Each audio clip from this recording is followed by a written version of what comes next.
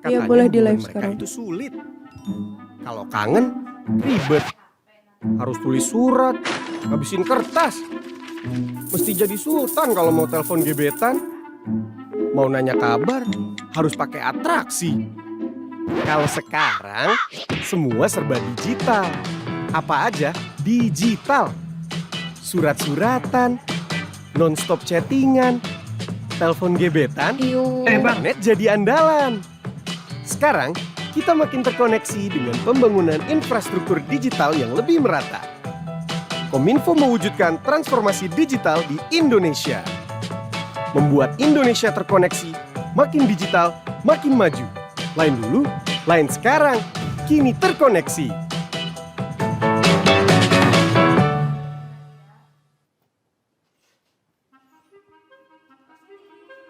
Tahun 2021 merupakan momentum pelaksanaan percepatan transformasi digital Indonesia. Proses transformasi digital yang kita lakukan menerapkan prinsip menghubungkan yang tidak terhubung, connecting the unconnected, kemandirian dan kedaulatan digital. Pandemi COVID-19 semakin mendorong percepatan transformasi digital dan karenanya transformasi digital menjadi suatu keniscayaan untuk kita laksanakan. Kementerian Kominfo hadir di depan dan mengambil peran dalam percepatan transformasi digital ini demi memulihkan dan ikut mempercepat pertumbuhan perekonomian nasional lewat teknologi digital. Kita bersama yakini bahwa transformasi digital sanggup menciptakan momentum besar bagi Indonesia untuk melakukan lompatan jauh ke depan. Untuk itu, Kementerian Kominfo menyiapkan serangkaian rencana strategis tahun 2020-2024.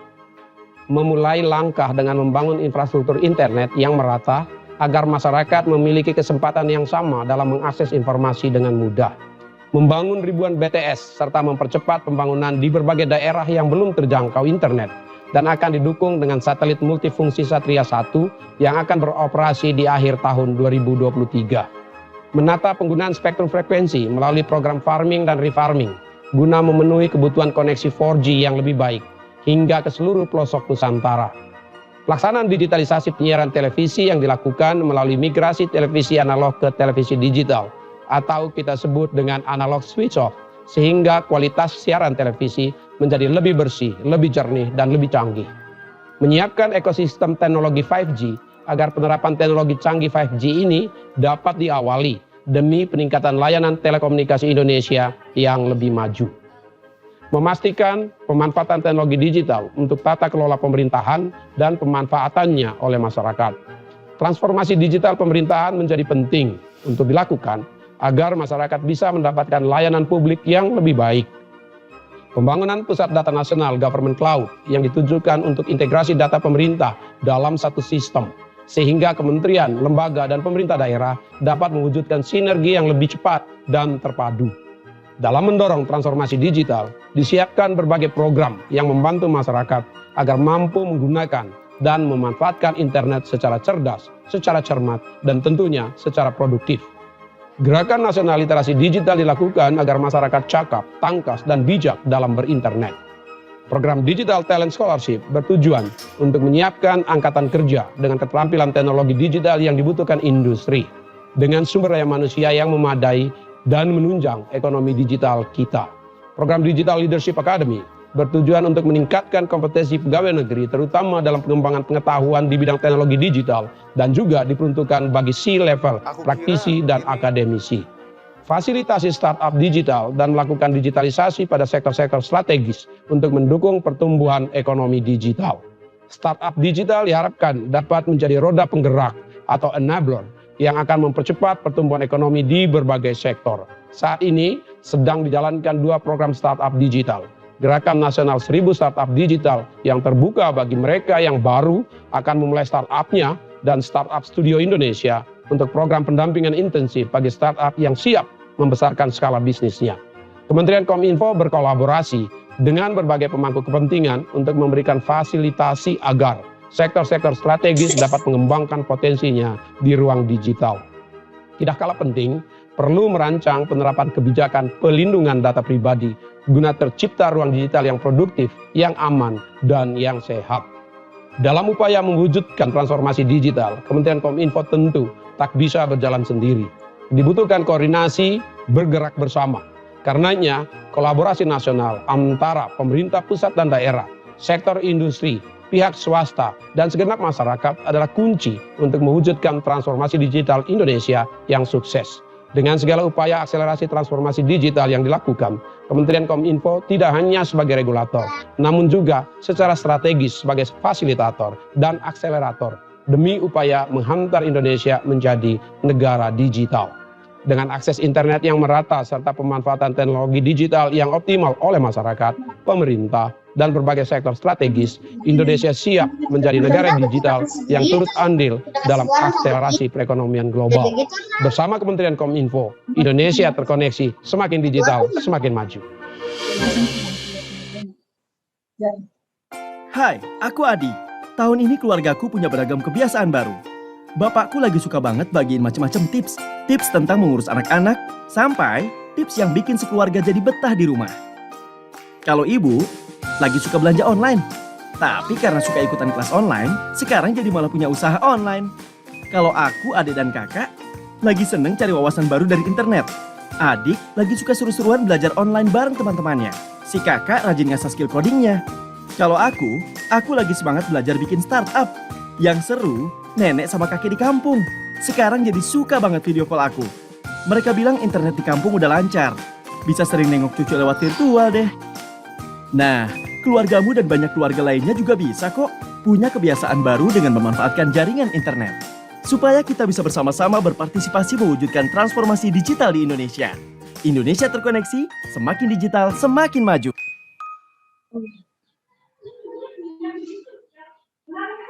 Aduh, kenapa ini? Ini bapak, ini ibu. Dulu, katanya hubungan mereka itu sulit. Kalau kangen, ribet. Harus tulis surat, ngabisin kertas. Mesti jadi sultan kalau mau telepon gebetan. Mau nanya kabar, harus pakai atraksi. Kalau sekarang, semua serba digital. Apa aja digital. Surat-suratan, non-stop chattingan, telepon gebetan, internet jadi andalan. Sekarang, kita makin terkoneksi dengan pembangunan infrastruktur digital yang lebih merata. Kominfo mewujudkan transformasi digital di Indonesia. Membuat Indonesia terkoneksi, makin digital, makin maju. Lain dulu, lain sekarang, kini terkoneksi.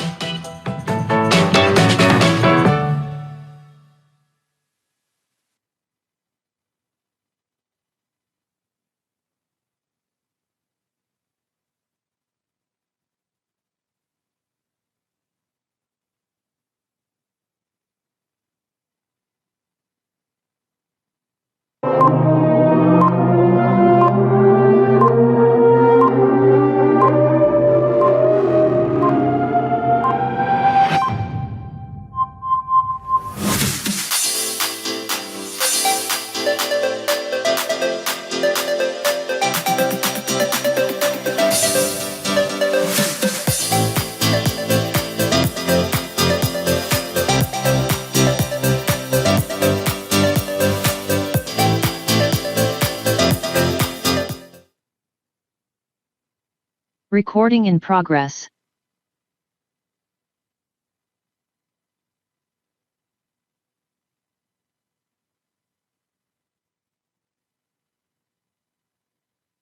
Selamat sore, salam sejahtera bagi kita semua. Salam Om Swastiastu, Namo Buddhaya, salam kebajikan. Selamat sore, selamat datang kami ucapkan kepada Bapak Ibu hadirin, Sobatkom dan seluruh peserta vlog yang telah bergabung secara virtual pada sore yang berbahagia ini. Sebelumnya izinkan saya untuk menyapa yang terhormat Wakil Ketua Bidang 3 Organisasi Aksi Solidaritas Era Kabinet Indonesia Maju atau OASEKIM, Ibu Maria Anna Plate. Yang terhormat Anggota 3 Bidang 3 Organisasi Aksi Solidaritas Era Kabinet Indonesia Maju, Ibu Nadia Zainuddin Amali. Yang terhormat Anggota OASEKIM, Ibu Ratna Mirah Tasrif. Yang terhormat Anggota OASEKIM, Ibu Lilik Halim Iskandar. Yang terhormat Anggota OASEKIM, Ibu Nurhayati Suharso Monoarfa. Yang terhormat anggota OASEKIM, Ibu Heti Andika Perkasa. Yang terhormat, Staf Khusus Menteri Bidang Digital dan SDM yang juga selaku juru bicara Kominfo, Mas Dedi Permadi. Yang terhormat, tenaga ahli bidang komunikasi dan media massa, Ibu Devi Rahmawati. Yang terhormat, tenaga ahli Menteri Kominfo, Mbak Latifah Al-Ansori. Yang terhormat, Kepala Biro Hubungan Masyarakat Kementerian Komunikasi dan Informatika, Ibu Rina Anita, serta seluruh peserta kompetisi Vlog 2021 dan Sobatkom yang telah bergabung melalui Zoom, YouTube Kemkominfo TV, dan TikTok Kemkominfo. Selamat datang dalam acara pengumuman kompetisi Vlog 2021 dan talkshow virtual Vlogger 101 Bisa Dapat Cuan. Dari puluhan karya yang telah mendaftar, kita akan menyaksikan siapa saja pemenang kompetisi Vlog 2021 pada sore yang berbahagia ini. Tidak hanya itu, kita juga akan mengikuti talkshow bersama Kak Nadira yang pastinya sudah tidak asing lagi di telinga kita sebagai content creator di berbagai media sosial. Dan juga akan ada sesi Q&A bersama narasumber kita. Jadi, para peserta dan Sobatkom bisa menuliskan pertanyaan mulai dari sekarang. Dan akan ada door prize juga di akhir acara. Jadi pastikan untuk mengikuti acara sampai dengan selesai nanti ya. Dan untuk dapat mengisi link registrasi yang ada di kolom chat yang sudah kami berikan. Untuk door prize hanya untuk peserta yang mengikuti di Zoom. Jadi bagi kalian yang mau ikut di Zoom-nya, bisa mengikuti di tautan berikut ini. Seperti yang ada di poster acara hari ini. Baik, sebelum memulai rangkaian acara pada sore hari ini, marilah bersama kita menyanyikan lagu kebangsaan Indonesia Raya.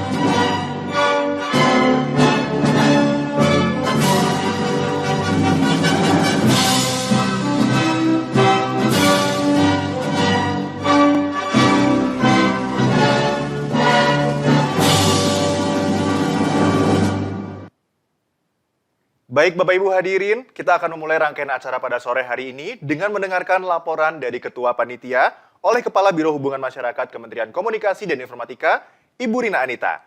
Kepada Ibu Rina Anita, dipersilahkan. Terima kasih Mas Abi. Selamat sore, Assalamualaikum warahmatullahi wabarakatuh. Salam sejahtera untuk kita semua.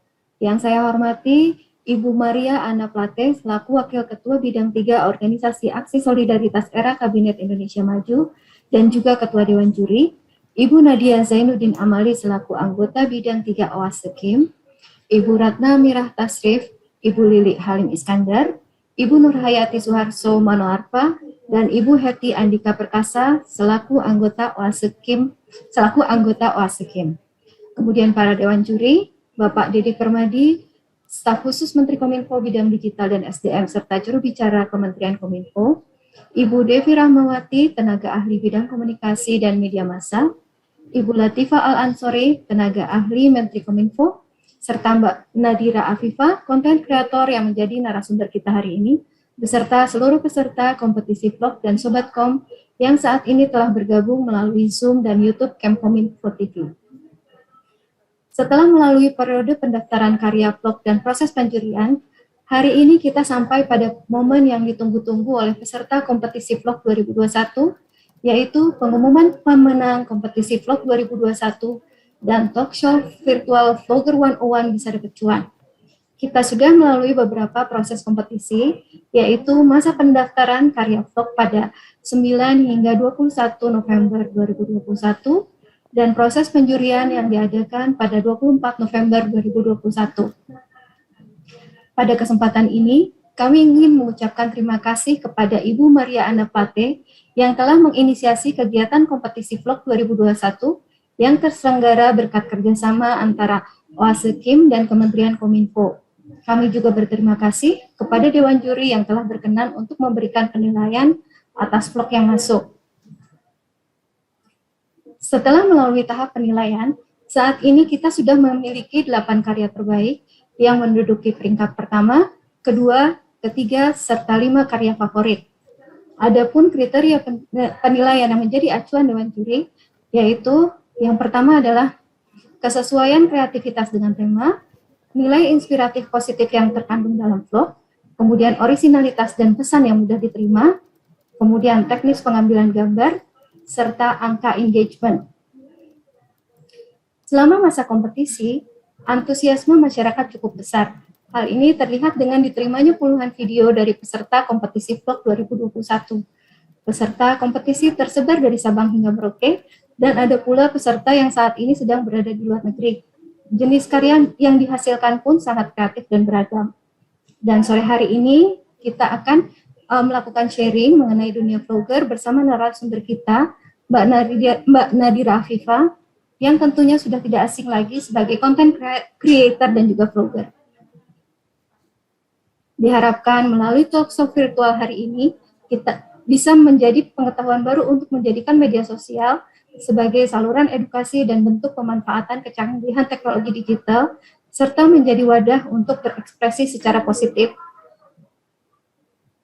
Peserta kompetisi vlog dan Sobatkom juga tentunya bisa memanfaatkan sesi sharing dengan Mbak Nadira untuk banyak bertanya pada sesi tanya jawab nanti. Akhir kata, terima kasih kepada seluruh peserta kompetisi vlog 2021 yang telah berpartisipasi, dan juga tentunya selamat kepada seluruh pemenang. Mari terus berkarya untuk mewujudkan Indonesia terkoneksi, makin digital, makin maju. Terima kasih. Wassalamualaikum warahmatullahi wabarakatuh. Terima kasih Ibu Rina atas laporannya. Baik Bapak Ibu, rekan-rekan, selanjutnya kita akan mendengarkan keynote speech dari anggota bidang 3 Organisasi Aksi Solidaritas Era Kabinet Indonesia Maju, Ibu Nadia Zainuddin Amali. Kepada Ibu Nadia, dipersilakan. Oke, baik Abi, terima kasih. Bismillahirrahmanirrahim. Yang terhormat Bapak Menteri Komunikasi dan Informatika Republik Indonesia, Bapak Johnny G. Plate. Yang saya hormati Ibu Maria Anna Plate, Wakil Ketua Bidang 3 OASE Kim. Yang saya hormati Ibu Susana Teten Masduki, Anggota Bidang 3 OASE Kim. Yang saya hormati Ibu Lili Halim Iskandar, Anggota OASE Kim. Yang saya hormati Ibu Nurhayati Suharso Mono Arfa, Anggota OASE Kim. Yang saya hormati Ibu Ratna Mira Tasrif, Anggota OASE Kim. Yang saya hormati Ibu Heti Andika Perkasa, Anggota OASE Kim. Yang saya hormati Bapak Dedi Permadi, Staf Khusus Menteri Kominfo. Yang saya hormati Ibu Devi Rahmawati, Tenaga Ahli Menteri Kominfo. Yang saya hormati Latifah Al-Ansori, Tenaga Ahli Menteri Kominfo. Yang saya hormati Ibu Rina Anita, Kepala Biro Hubungan Masyarakat Kementerian Kominfo. Yang saya hormati Ibu Nadira Afifah, Content Creator sekaligus vlogger. Yang saya hormati Panitia Penyelenggara Kompetisi Vlog 2021, serta Bapak Ibu undangan sekalian. Assalamualaikum warahmatullahi wabarakatuh. Salam, Om Swastiastu, Namo Buddhaya, salam kebajikan. Salam sejahtera bagi kita semua.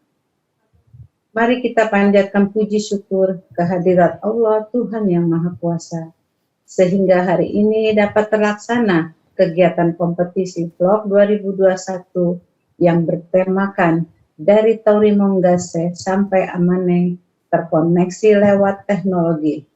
Dari Aceh sampai Papua, teknologi telah menyatukan Nusantara. Saat dunia dan Indonesia dilanda pandemi COVID-19, hampir 2 tahun terakhir, ada beberapa sektor yang menjadi penopang pertumbuhan ekonomi nasional. Satu di antaranya adalah industri teknologi digital dengan berbagai ekosistem digital yang canggih dan modern. Masyarakat khususnya para milenial semakin cerdas dan bijak memanfaatkannya. Menurut data dari Hotsuite, pengguna internet di Indonesia pada tahun 2021 mencapai 202,6 juta jiwa atau 73,7% dari total populasi. Dari data ini menggambarkan bahwa masyarakat Indonesia telah beradaptasi dengan perkembangan teknologi digital yang sangat pesat. Bapak, Ibu, dan seluruh peserta yang kami hormati, melalui vlog ini, masyarakat Indonesia dapat menyaksikan secara langsung kekayaan sumber daya manusia dan sumber daya alam di berbagai budaya yang ada di Indonesia melalui vlog anak muda Indonesia di era 4.0 yang sangat akrab dengan teknologi digital ini, menyampaikan ide dan gagasannya. Vlog menjadi sarana aktualisasi diri kaum muda Indonesia untuk menyapa sahabat, rekannya, bahkan memperkenalkan budaya negerinya ke seantero jagat raya. Bapak Presiden Joko Widodo juga menggemari tren ini dalam berbagai kesempatan bertemu dengan masyarakat atau menerima kunjungan tamu negara.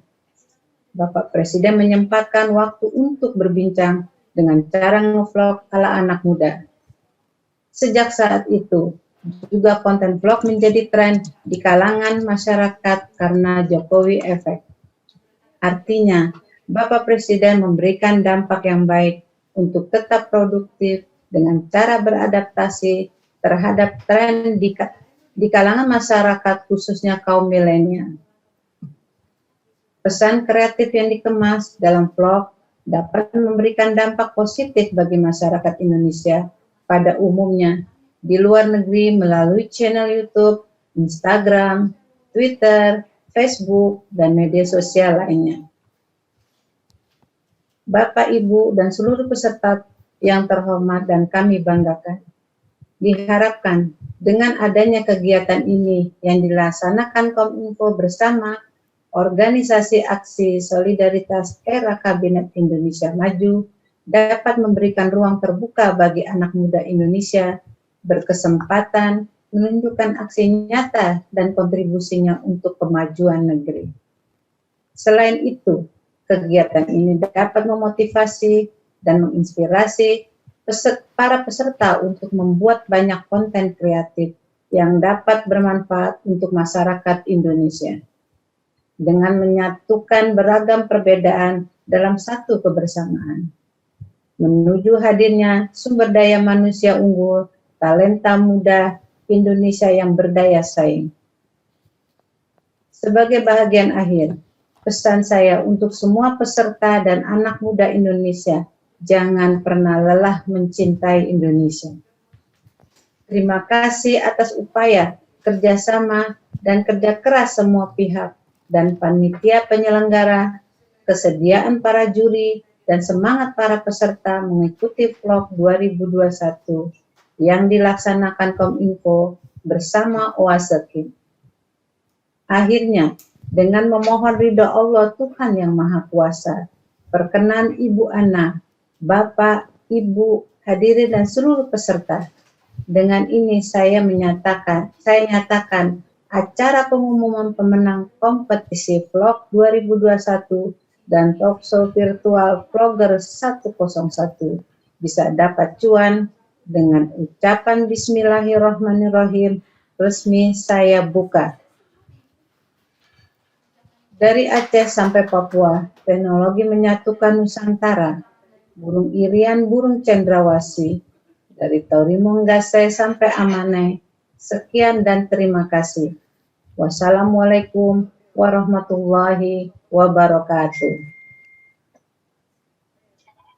Waalaikumsalam warahmatullahi wabarakatuh. Terima kasih kepada Ibu Nadia atas keynote speech yang telah disampaikan. Rekan-rekan, seperti yang tadi sudah disampaikan oleh Ibu Nadia bahwa acara hari ini sudah resmi dibuka. Waduh, pastinya makin gak sabar ya untuk mendengar siapa sajakah yang akan membawa pulang hadiah senilai total belasan juta rupiah pada sore hari ini. Nah, sesaat lagi kita akan umumkan peringkat 1, 2, dan 3 kompetisi vlog 2021 bertemakan dari Taurimonggase sampai Amanai, saling terkoneksi lewat kecanggihan teknologi. Saya informasikan kembali kepada seluruh peserta yang hadir untuk mengisi daftar hadir karena akan ada door prize di akhir acara. Baik, hadirin, mari kita saksikan bersama kompilasi karya-karya peserta kompetisi vlog 2021 berikut ini.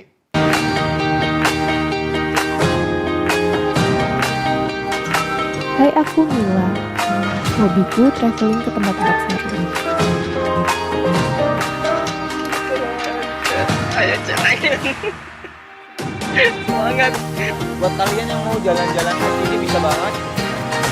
Di sini cuman bayar Manfaat dari teknologi itu juga banyak banget sih. Bisa untuk industri, dan bisa untuk pendidikan.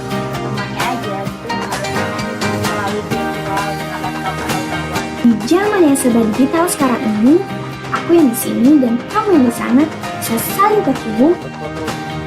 Danau Bradang yang terletak di Provinsi Papua Barat. Nah, kali ini kita akan jalan-jalan virtual menyusuri keindahan bagian timur Indonesia.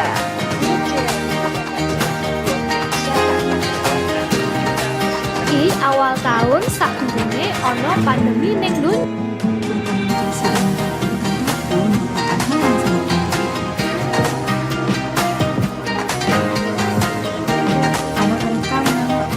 Kita bisa langsung telepon.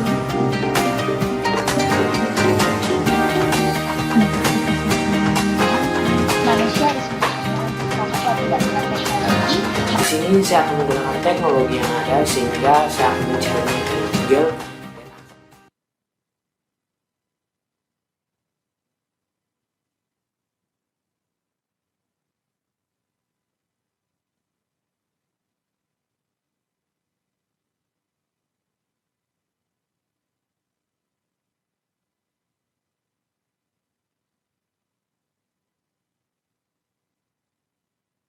Waduh, luar biasa banget ya guys. Aduh, ini luar biasa benar-benar karya-karyanya. Boleh beri tepuk tangan virtual rekan-rekan semuanya. Tapi kira-kira siapa ya yang akan mendapatkan juara 1, 2, dan 3-nya? Aduh. Tapi tenang, Dewan Juri sudah melakukan penilaian yang terbaik dan sudah mendapatkan informasi siapakah juara 1, 2, dan 3-nya. Nah, tapi sebelum kita umumkan para dewan yang akan mendapatkan juara, kita akan dengarkan bersama sambutan dari Ketua Dewan Juri yang akan disampaikan oleh Ibu Ana Plate. Kepada Ibu Ana, dipersilahkan. Terima kasih. Yang saya hormati Ibu Nadia Zainuddin Amali, anggota bidang 3 OASEKIM, Ibu Heti Andika Perkasa, Wakil Ketua Bidang 5 OASEKIM, Ibu Susana Teten Masduki, anggota bidang 3 OASEKIM, Ibu Lili Abdul Halim, anggota bidang 2 OASEKIM, Ibu Nurhayati Suharso Monoarfa, anggota bidang 4 OASEKIM, Ibu Ratna Mira Tasrif, anggota bidang 5 OASEKIM, Bapak Dedi Permadi, staf khusus Menteri Bidang Digital dan SDM, dan juru bicara Kominfo, Ibu Devi Rahmawati, tenaga ahli bidang komunikasi dan media massa, juga dosen Universitas Indonesia, Ibu Latifah Al-Ansori, tenaga ahli Menteri Kominfo, Ibu Rina Anita, Kepala Biro Hubungan Masyarakat Kementerian Kominfo, Ibu Nadira Afifah, selaku konten kreator, serta Bapak Ibu undangan sekalian. Assalamualaikum warahmatullahi wabarakatuh. Shalom, Om Swastiastu, Namo Buddhaya, salam kebajikan, salam sejahtera bagi kita semua. Media sosial merupakan instrumen komunikasi yang setiap pesan dan sumber informasi yang kita terima akan meninggalkan jejak historisnya. Demikian orang melihat era media sosial sebagai era di mana ketika orang berbuat kejahatan, ketika orang menganulir kebaikan orang lain dengan cara mencela, memfitnah, ataupun mengadu domba, maka dia akan meninggalkan jejak buruk tentang dirinya sendiri. Beda halnya dengan orang yang mengambil pilihan untuk memanfaatkan media sosial demi berkarya, memberi manfaat kepada siapapun, berkepribadian sosial yang tinggi, dan cenderung memotivasi orang lain untuk terus adaptif pada kehidupan yang modern. Niscaya nama dan pengabdiannya akan terus dikenang dan dikenal sepanjang masa. Bung Karno, Bapak Proklamator, dan para pahlawan kemerdekaan misalnya, mereka tidak hidup di era kecanggihan teknologi seperti sekarang ini. Akan tetapi, kegigihan dan perjuangan mereka dalam mempertahankan kemerdekaan itu kemudian ditulis, dipotret, dan diabadikan dalam lukisan sejarah bangsa. Hingga akhirnya kita dan anak cucu kita tidak mengenal mereka sebagai, kita dan anak cucu kita kelak mengenal mereka sebagai the founding father, para pahlawan yang membebaskan kita dari belenggu penjajah. Bapak Ibu yang saya hormati, hari ini di acara puncak rangkaian kegiatan kompetisi vlog 2021 yang diselenggarakan oleh organisasi Aksi Solidaritas Era Kabinet Indonesia Maju, kita akan memperkenalkan anak-anak muda yang berbakat, kreatif, dan penuh energi dalam berkompetisi. Mereka telah menikmati betapa bermanfaatnya ruang digital atau media sosial yang baik dan produktif. Dan melalui karya-karya mereka, kita juga dikenalkan tentang keanekaragaman di Indonesia yang dikemas dalam bentuk video blog atau vlog. Sesuai juga dengan tema kompetisi vlog 2021 kita kali ini, yaitu dari Terimongase sampai Amanai, saling terkoneksi lewat kecanggihan teknologi. Dan pada tanggal 24 November kemarin, kami para juri telah memilih siapa pemenang lomba vlog di antara peserta yang masuk nominasi. Kepada para pemenang, saya ucapkan selamat atas penghargaan yang diraih. Jangan berhenti dan merasa puas karena telah menjadi pemenang pada kompetisi vlog kali ini. Akan tetapi, jadikan kesempatan yang berharga hari ini untuk terus mengasah dan mengembangkan kreativitas yang lebih baik lagi ke depannya.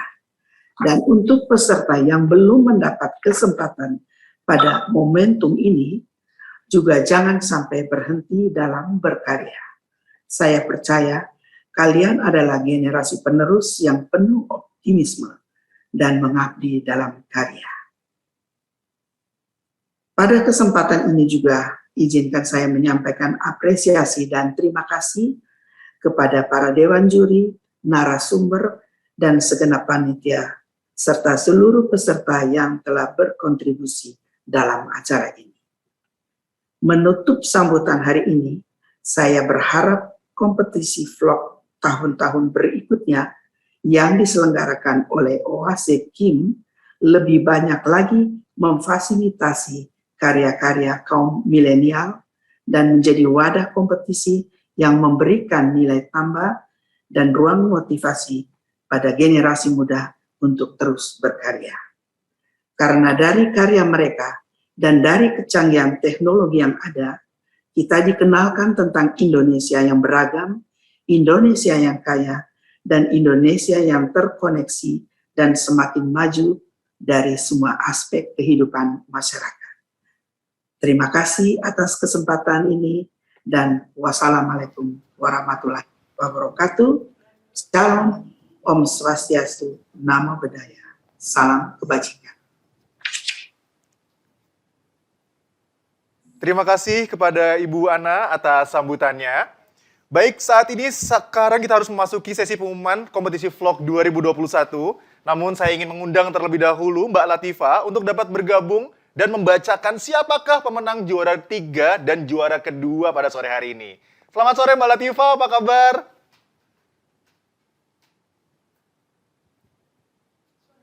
Iya, Mbak Latifah. Baik. Boleh kita coba buka dulu ya mic-nya Mbak Latifah. Selamat sore. Iya. Selamat sore Mbak Latifah, apa kabar? Baik sekali. Bagaimana kabarnya di sana? Cerah sekali saya lihat juga nih yang pada hadir pada sore kali ini para dewan juri dan juga tamu terhormat kita. Baik Mbak Latifah, ini dari kami panitia dan juga para peserta sepertinya sangat sudah tidak sabar lagi nih Mbak. Kira-kira siapa nih Mbak dari puluhan karya yang sudah masuk juara 3-nya dan juga juara 2-nya nih Mbak Latifah? Udah tahu belum nih Mbak siapa kira-kira yang juaranya nih? Sudah tahu dong. Udah tahu ya? Saya untuk mengumumkannya. Baik, kalau begitu langsung saja Mbak Latifah dipersilahkan. Baik, media sosial tidak hanya menjadi wadah untuk bersosialisasi, tapi mengukir karya lewat audiovisual hingga menjadi sebuah prestasi. Juara 3 kompetisi vlog 2021 diraih oleh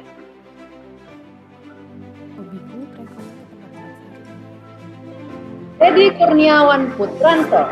Judul karya, Potongan Surga Nusantara, Sulawesi Utara. Selamat kepada juara 3. Wah, Kakak mendapatkan 1 unit kamera pocket dari Oase Team dan Kementerian Kominfo. Senang sekali, selamat.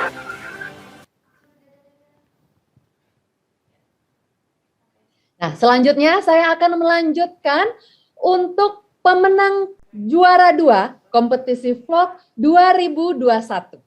Dan juara 2 kompetisi vlog 2021 diraih oleh Ismail dengan judul karya Dimanapun dan Kapanpun Teknologi Membuat Semua Saling Terkoneksi. Vlog Kominfo. Selamat kepada juara 2. Wah, Kakak mendapatkan 1 unit smartphone dari Oase Team dan Kementerian Kominfo. Luar biasa, selamat sekali lagi.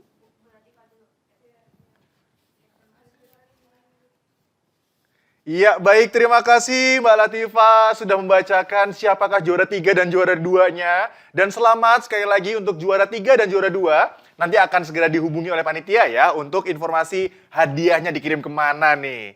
Baik, kalau begitu selanjutnya, waduh, ini yang sudah ditunggu-tunggu nih oleh para seluruh peserta, panitia, dan waduh semuanya, yaitu juara 1. Siapakah yang akan mendapatkan juara 1 pada kompetisi vlog 2021 pada sore hari ini?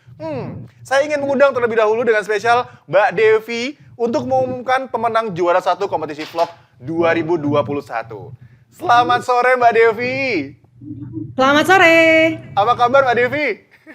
Insya Allah super sehat. Alhamdulillah, baik. Mbak, ini juara 1 ini yang paling deg-degan nih Mbak. Karena banyak banget dari Sabang sampai Merauke yang ikut acara ini Mbak. Kira-kira penilaiannya apa aja nih Mbak menurut Mbak yang bisa bikin ini jadi juara 1 gitu, jadi yang terbaik Mbak Devi? Wah, kemarin itu pada saat penjurian suasananya berlangsung dengan sangat hangat untuk nggak bilang panas. Karena bukan apa-apa, semua juri itu ngerasa punya jagoannya masing-masing yang kalau bicara semua peserta sebenarnya keren-keren. Itu yang membuat kita juga agak puyeng, agak pening untuk melakukan penilaian. Karena nilainya tipis-tipis sekali. Nah ini alhamdulillah jadi yang menang atau yang belum beruntung itu bukan berarti tidak bagus. Hanya saja memang kami harus memilih 3 terbaik dari semua yang sebenarnya sudah sangat indah dan baik. Betul sekali, karena semua yang ikuti, para peserta yang mengikuti lomba kompetisi vlog 2021 ini nggak sekedar bikin konten aja, tapi juga membuat sebuah pesan yang disampaikan kepada seluruh, nggak cuma rakyat Indonesia, tapi seluruh yang ada bisa buka akses video-video mereka itu ya Mbak Devi ya?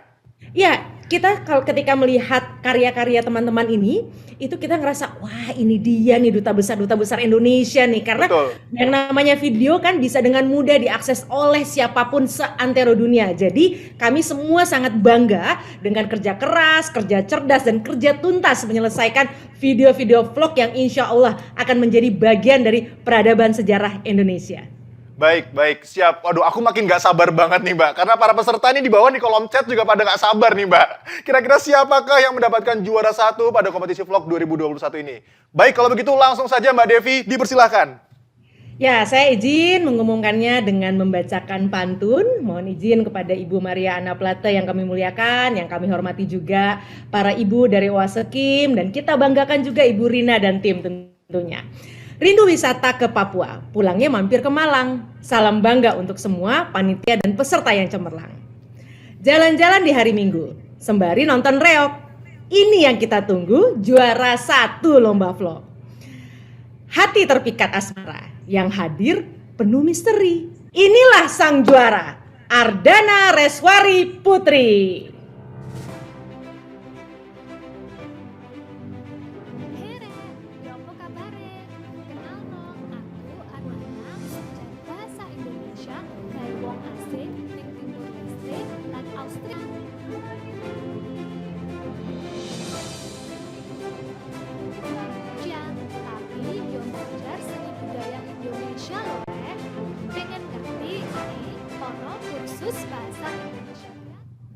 Banyak yang mencari viral, hanya untuk sekedar terkenal. Kita butuh yang esensial, bukan yang sekedar sensasional. Putri menjadi salah satu contoh kreator teladan yang jauh dari cemooh dengan konten berisi kebajikan. Mari rayakan ruang digital dengan nelaku positif, bukan dengan aksi artifisial, tapi lewat kegiatan produktif. Selamat kepada Putri yang memperoleh 1 unit digital kamera persembahan dari Oasekim dan Kementerian Komunikasi. Anak kelinci melompat-lompat, berlarian di tepi telaga. Mari buat konten yang cermat agar Indonesia pun terus berbangga. Iya, baik. Terima kasih Mbak Devi yang sudah membacakan juara 1-nya. Dan selamat kepada juara 1. Waduh, mendapatkan 1 unit digital kamera dari Oasekim dan Kementerian Komunikasi dan Informatika. Baik, ini aku langsung semangat banget ya setelah dapetin juara 1, 2, dan 3-nya. Kayaknya menarik banget kalau kita langsung saksikan ketiga juara kita pada sore hari ini ya. Dan inilah 3 pemenang utama kompetisi vlog 2021 sore hari ini. Juara ketiga, Teddy Kurniawan mendapatkan hadiah pocket kamera. Juara kedua, Ismail mendapatkan hadiah smartphone. Dan juara pertama, Ardana Reswari mendapatkan hadiah digital kamera. Wow, selamat kepada 3 para pemenang ini. Semoga semua hadiahnya bisa dapat dimanfaatkan dengan baik buat bikin konten lebih baik lagi ya guys. Wah, gimana nih guys kabarnya dan juga perasaannya saat ini?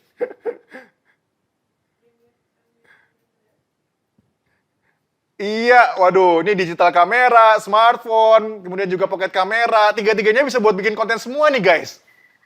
Iya, terima kasih karena saya sekarang berdomisili di Eropa. Meskipun saya di Eropa, tapi saya tetap akan bangga untuk berdiplomasi bahasa dan budaya Indonesia di kancah internasional. Jadi untuk semua peserta, jangan lupa untuk selalu lestarikan bahasa daerah kalian dan jangan lupakan bahasa Indonesia karena itu adalah identitas bangsa kita. Terima kasih. Siap, terima kasih Ardana Reswari Diah Putri, juara 1 yang mendapatkan hadiah digital kamera. Boleh dong dengar suaranya dari Ismail yang juara 2. Silakan Ismail. Ya, terima kasih banget untuk Kominfo dan Oase atas terhadirnya perlombaan ini. Jadi kita pun yang berada di Indonesia tuh pada tahu itu tentang kecanggihan teknologi. Kita bisa terhubung oleh siapapun dan dimanapun, ya kan, dengan kecanggihan teknologi ini. Dan terima kasih banget untuk juara 2-nya, untuk Oasekim dan Kominfo. Baik, sama-sama Mas Ismail. Selanjutnya ini ada dari Teddy Kurniawan Putranto untuk yang mendapatkan hadiah pocket kamera di juara 3 ya. Ini Mas Teddy barusan ya? Iya, oh ya. Ya, selanjutnya. Silakan Kak. Iya. Terima kasih kepada Kemenkominfo yang sudah mengadakan kompetisi vlog ini. Jadi saya juga belajar ini, ngedit video, mulai belajar. Terima kasih udah memilih saya sebagai juara. Baik, baik. Aku mau penasaran nih sama kalian bertiga nih. Ada yang di Eropa, ini di mana nih negaranya kalau boleh tahu?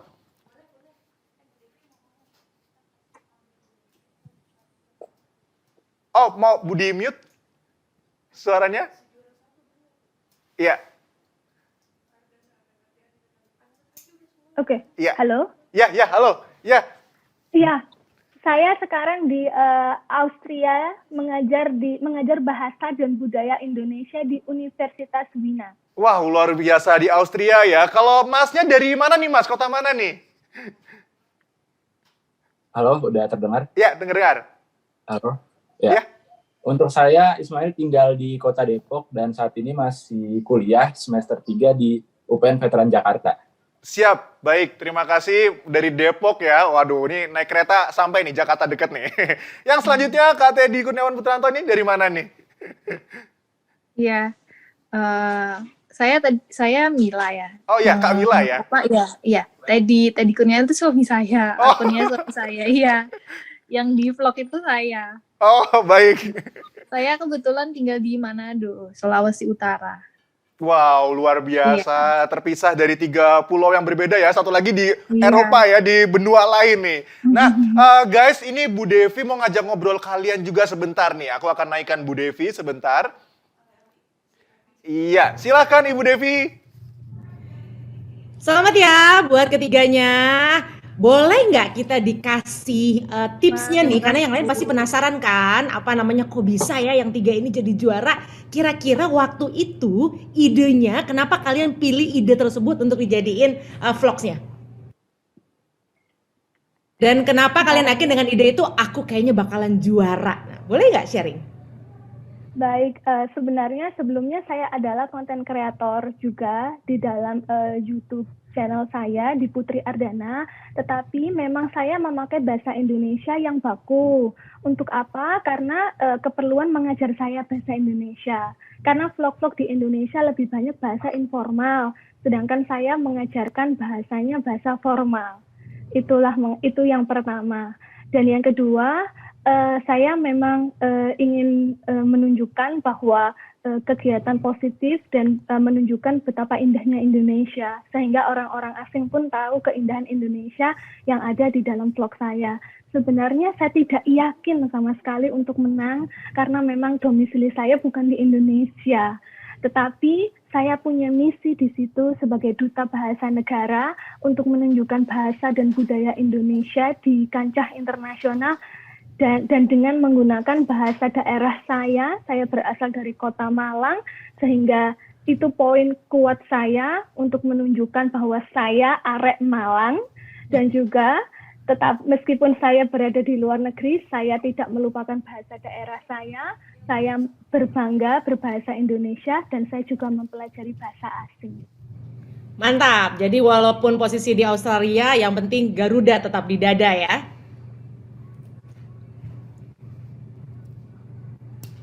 Iya.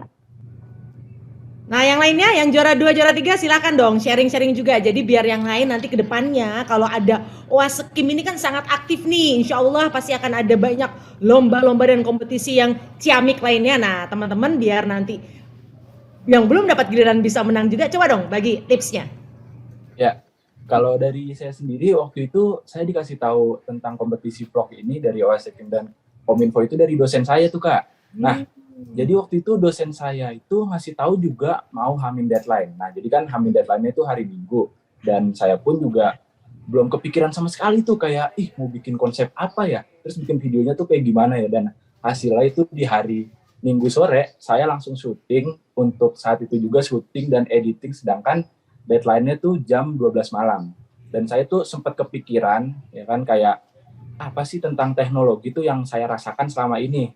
Oh iya, benar, saya itu bisa terhubung sama orang tua yang sedang jauh, terus bisa terhubung sama teman, terus juga lewat kecanggihan teknologi, kita bisa saling terhubung deh oleh teman kita yang dimanapun dan kapanpun. Oleh karena itu, saya aplikasikan di video saya berupa tentang perhubungan saya dengan teman-teman saya kayak gitu. Dan yang pastinya saya membuat video yang unik dan teman-teman yang lainnya tuh belum ada. Jadinya saya bikin karya yang terbaik dan memberikan video yang unik dengan video-video yang lainnya kayak gitu. Bayangin ya, kamu mendadak.com aja ngumpulinnya jam 11.59 malam aja bisa dapat juara 2. Gimana kalau persiapannya 2 tahun ya? Pasti ngelewatin yang lain-lain. Selamat ya. Oke, yang terakhir, juara ketiga. Boleh gak sharing ceritanya kenapa pilih tema tersebut? Ya, ini saya nggak ada persiapan sama sekali. Jadi ini tadi abis pulang kerja, jadi cuma pakai HP Zoom-nya. Maaf ya kalau emang gambarnya kurang bagus. Gitu. Ya, kebetulan saya orang Jawa.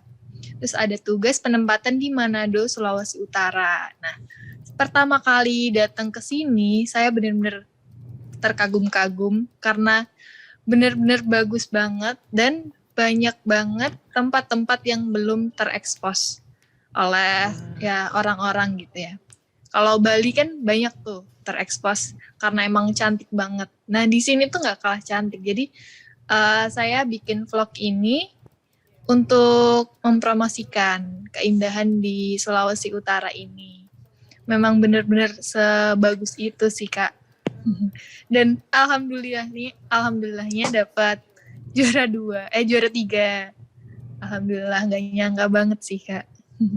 Wah, ini dia nih. Ternyata Indonesia itu luar biasa indahnya dan karya kamu membuat tentu saja kita makin bangga jadi orang Indonesia karena sekarang nambah lagi nih permata Indonesia, salah satunya Sulawesi Utara ya. Bener. Keren banget. Thank you banget semuanya. Kakak MC, saya kembalikan ke Kakak MC.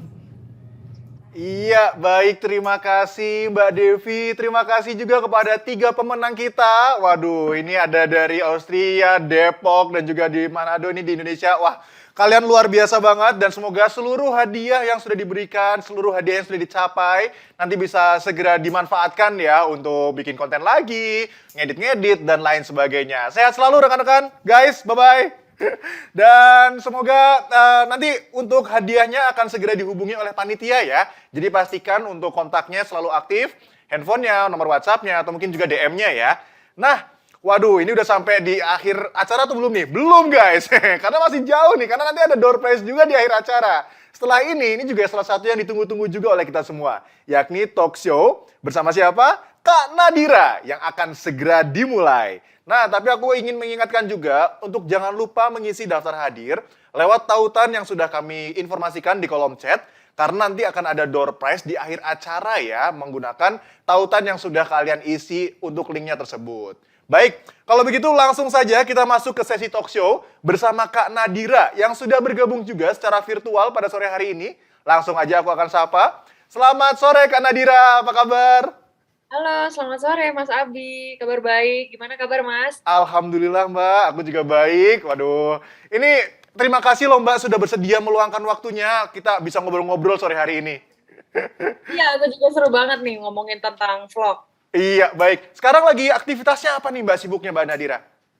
Aku dokter, jadi praktek, dan juga lagi building satu yayasan pendidikan namanya Limitless Foundation untuk bagi-bagi beasiswa untuk teman-teman yang kesulitan.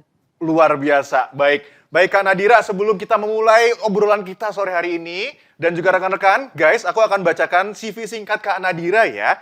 Ya, Kak Nadira ini adalah seorang dokter, seperti tadi sudah disampaikan oleh Kak Nadira, dan juga sekaligus YouTuber, yang merupakan lulusan kedokteran Universitas Indonesia, dan Public Health Global Health Harvard School, Amerika Serikat. Selain itu, beliau juga memiliki banyak pengalaman, seperti sebagai staf eksekutif Menteri Kesehatan Republik Indonesia, Jakarta, Januari hingga Mei 2021, dan merupakan founder dari Limitless Program, yaitu penulisan buku pengembangan diri berjudul Limitless, program mentorship, program beasiswa, dan juga meraih peringkat 1 dalam inovasi MIT dalam sistem kesehatan dari Global Hackathon Boston, Amerika Serikat, dan memiliki 181.000 pengikut di Instagram @NadiraAfifa, dan memiliki 237.000 subscriber di YouTube channel Nadira Nuraini Afifa. Waduh, ini luar biasa banget. Aku sangat antusias banget nih Kak Nadira bisa ngobrol-ngobrol sama Kak Nadira, dan nanti kita bisa berbagi informasi nih ke para Sobatkom semua yang menyaksikan kita, karena gak cuma dari Zoom, tapi juga YouTube Kemkominfo TV dan juga TikTok Kemkominfo. Nah, jadi kalian jangan lupa juga nih buat subscribe, share, like, dan komen YouTube-nya Kominfo TV, TikTok-nya juga Kemkominfo. Waduh. Nah, hari ini itu ada banyak pertanyaan sih Kak Nadira yang udah aku pikirin dari tadi malam sebenarnya. Mau aku tanya-tanya nih ke Kak Nadira. Boleh. Boleh ya? Ya, boleh dong. Ya, baik. Nah, tapi juga kalian Sobatkom yang mau tanya-tanya, boleh banget juga. Silahkan cantumkan pertanyaan kalian di kolom chat. Nanti akan dipilih pertanyaan terbaik untuk langsung diajukan ke Kak Nadira nih. Nanti akan dijawab langsung oleh Kak Nadira. Baik, Kak Nadira, aku langsung mau ngajak ngobrol langsung nih di pertanyaan pertama. Gimana sih Kak pengalaman dari awal pertama kali ngevlognya Kak Nadira nih dulu? Oke, jadi sebenarnya kalau aku punya channel YouTube tuh udah lama nih Mas Abi, tapi fungsinya memang bukan buat cari subscriber atau apa gitu, lebih ke untuk dokumentasi aja kegiatan-kegiatan sendiri gitu. Cuma waktu aku pas udah di Harvard, itu pun udah mau lulus sebenarnya, aku waktu itu ada pengalaman ke Afrika. Ini mirip-mirip sih reasoningnya sama tadi yang juara 3 tuh. Jadi waktu itu aku ke Afrika, ke Tanzania, terus kemudian aku rasa kok kayaknya ini pengalaman seru banget gitu, dan kayaknya aku nggak mungkin deh ke Afrika lagi in the future. Jadi aku pengen banget mendokumentasikan pengalaman aku di Afrika. Jadi waktu itu aku record semua, terus aku juga sambil ala-ala ngevlog juga, karena itu sebenarnya buat aku share buat keluarga aku gitu. Kemudian udah aku edit jadi the whole package, jadi satu video. Kok kayaknya bagus gitu. Aku ngerasa sendiri kayaknya ini tuh kalau ada yang nonton kayaknya mungkin bisa inspired nih untuk cari-cari pengalaman yang sama, atau mungkin ke Afrika juga, karena nggak banyak orang yang kesempatan ke Afrika. Jadi aku upload lah di YouTube, terus ternyata dari awalnya tuh seminggu pertama kayaknya nggak ada yang nge-view deh gitu. Tapi entah kenapa kayak setelah 1 minggu, tiba-tiba mulai increasing viewersnya, terus jadi ada yang subscribe juga, makin lama makin banyak. Dan dari situ baru mulai saran dari teman-teman, kayak kenapa nggak Harvard nih, nggak banyak orang yang dapat kesempatan ke Harvard, kenapa nggak nge-vlog rutin aja nih dari Harvard supaya bisa sharing info juga ke teman-teman yang mungkin belum punya kesempatan ke sana. Jadi dari situ mulai deh nge-vlog sekitar 1 bulan 2 kali kalau nggak salah waktu dulu di US. Terus ya itu, jadi subscribernya nambah terus dan viewersnya nambah terus, akhirnya sekarang sesekali masih suka ngevlog juga, walaupun nggak yang rutin banget ya sekarang, tapi masih di maintain lah YouTube-nya. Ya, baik. Waduh, Kak Nadira itu dari yang tadi Kak Nadira infoin, aku langsung jadi penasaran juga tantangannya yang terbesar waktu itu gimana tuh Kak? Karena kan pasti ya sambil harus belajar, bikin tugas, dan lain sebagainya. Dengan niat awal tuh bikin buat dokumentasi buat dikasih keluarga gitu ya. Nih mah gitu ya, aku lagi di sini mah gitu ya. Iya, betul. Oke, kalau tantangannya sebenarnya sih kalau saran aku, sebenarnya kalau memang untuk pelajar, menurutku jangan pernah put jadi vlogger itu jadi prioritas utama gitu, karena prioritas pelajar ya belajar. Jadi aku sebenarnya nge-vlog itu di waktu-waktu luang aja, Mas. Jadi waktu lagi kosong, kalau ada momen aku langsung shoot gitu. Sebenarnya kalau untuk nge-vlog itu nggak usah terlalu diambil pusing, karena kayak every time ada momen di record aja dulu, editnya entah kapan nggak apa-apa, nanti aja. Yang penting tiap ada momen bagus di record gitu. Dan aku baru editnya di waktu luang. Jadi memang nggak terlalu membebani sih gitu. Kalau emang nggak beneran setting hari ini harus syuting gitu. Kalau aku sih nggak gitu. Jadi kalau ada momen aja aku record, nanti editnya baru aku jadwalin. Oh, berarti bener-bener ya udah mengalir aja gitu ya. Yang penting sedia kamera entah dari handphone atau mungkin kamera digital gitu ya Kak Nadira ya. Nah iya, itu juga mungkin ya saran aku gitu, kayak nggak harus yang gear-nya yang susah banget gitu, pakai tripod dan lain-lain. Pakai aja yang ada dulu gitu. Kalau aku dulu juga nggak punya mic, jadi benar-benar dari HP aja dulu. Dan ternyata memang masih banyak juga kok yang nonton gitu. Baru nanti kalau emang teman-teman udah lebih serius, bisa lebih beli gear yang lebih advance lagi. Ya, baik, benar. Tadi pas di kalimat awal Kak Nadira, aku ingat tadi soal bukan buat ngejar view atau apa gitu ya, tapi buat ke dokumentasi pribadi sebenarnya. Nah, boleh sharing Kak ke kita semua, ke para Sobatkom yang sekarang sedang nonton ini, gimana sih cara ngebangun mindset itu gitu? Karena menurut aku mindset yang niat awalnya untuk kita bikin konten di media sosial ini yang paling penting harus kita bangun sih, bukan cuma sekedar buat ngajar subscriber, followers, atau AdSense gitu misalkan. Gimana sih Kak cara bangun mindset tersebut? Betul-betul. Jadi kalau emang pengen ngevlog gitu, menurutku pertama kan harus ngambil dulu nih segmennya mau apa nih Mas, misalnya. Dan itu harus sesuai passion gitu. Jangan sampai kamu ngikutin apa yang kira-kira market mau. Kalau teman-teman emang sukanya sama pendidikan atau mungkin traveling atau kesehatan, ya udah fokus aja di passion teman-teman gitu. Terus apa ya, menurutku dulu aku juga sebenarnya sempat stres juga karena waktu aku akhirnya mulai rutin ngevlog di Harvard, kayak kok subscribernya nggak nambah-nambah ya gitu, itu ada stresnya juga gitu. Jadi udah mulai melenceng dari purpose dan itu sebenarnya nggak bagus juga. Jadi teman-teman, kalau saran aku sih ngevlog itu yang penting rutin, jadi harus selalu di-maintain, kalau bisa ada schedule-nya gitu. Jadi setiap minggu atau 2 minggu sekali gitu. Karena YouTube-nya juga akan algoritmnya ngikutin dari situ. Kalau teman-teman rutin, mungkin tadinya subscribernya dikit, tapi lama-kelamaan pasti nanti nambah gitu. As long as teman-teman selalu update. Ya, betul.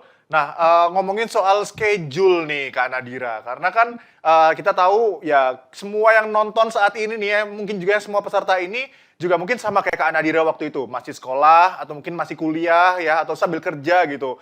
Itu kan tadi tips dari Kak Nadira kan yang penting ya udah nggak usah mikirin gear-nya, kalau misalkan ada momen direkam aja dulu, editnya nanti gitu. Tapi gimana sih Kak caranya biar kita bisa tetap ada sisi-sisi kreatifnya untuk membuat konten tersebut nih Kak?